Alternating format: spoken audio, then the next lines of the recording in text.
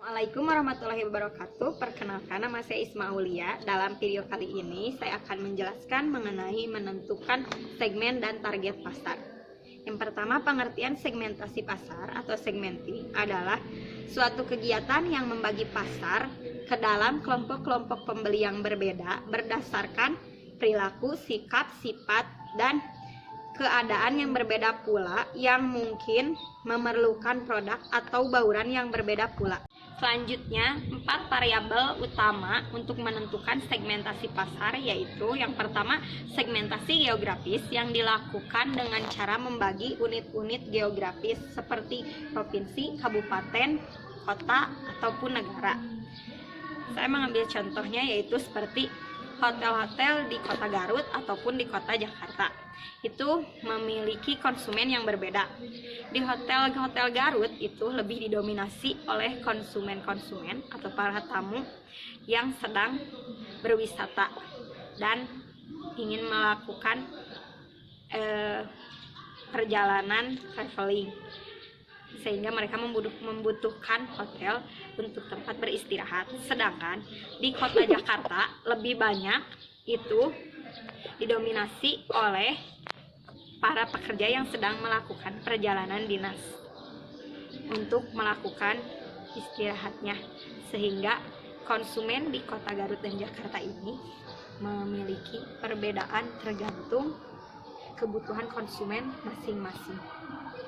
Yang kedua yaitu segmentasi demografis yang dilakukan dengan cara memisahkan pasar ke dalam kelompok-kelompok berdasarkan variabel demografis seperti umur atau pekerjaan dan juga yang lainnya. Contohnya seperti umur, misalnya di kalangan anak-anak itu pasti lebih memilih hotel yang memiliki fasilitas taman bermain anak misalnya, atau kolam renang ataupun tempat olahraga. Sedangkan untuk kalangan orang tua dewasa itu pasti lebih memilih untuk yang utama itu untuk keamanan dan kenyamanannya dalam menginap di hotel dan fasilitas yang lengkap di dalam kamar, seperti itu.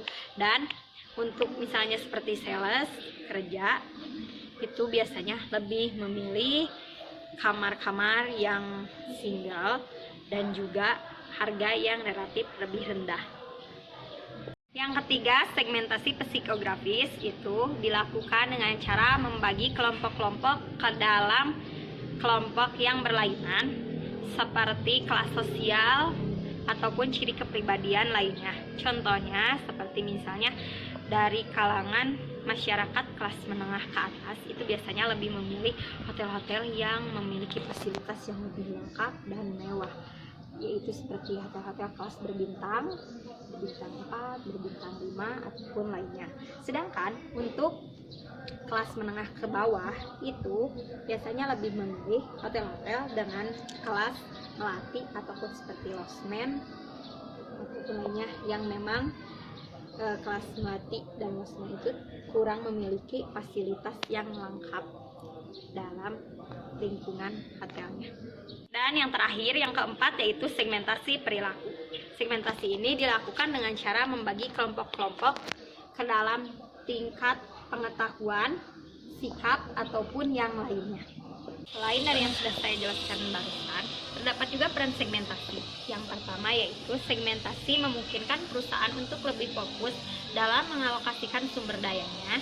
Yang kedua, segmentasi merupakan dasar untuk menentukan komponen-komponen strategi. Dan yang ketiga, segmentasi merupakan faktor kunci untuk mengalahkan pesaing dengan sudut pandang yang berbeda dan cara yang berbeda dari yang dilakukan pesaing.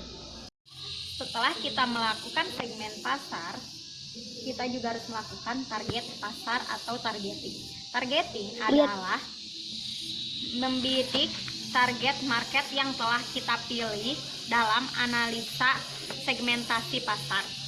Kemudian selanjutnya kita harus melakukan penempatan produk atau positioning, yaitu upaya mengidentifikasi, pengembangan, dan komunikasi keunggulan yang bersifat khas dan unik. dari materi yang sudah saya bahas barusan, segmentasi dan target pasar itu sangat penting untuk dilakukan oleh setiap perusahaan agar perusahaan dapat memenuhi kebutuhan setiap konsumennya dengan mudah. Mungkin cukup sekian dari saya. Wassalamualaikum warahmatullahi wabarakatuh. Terima kasih.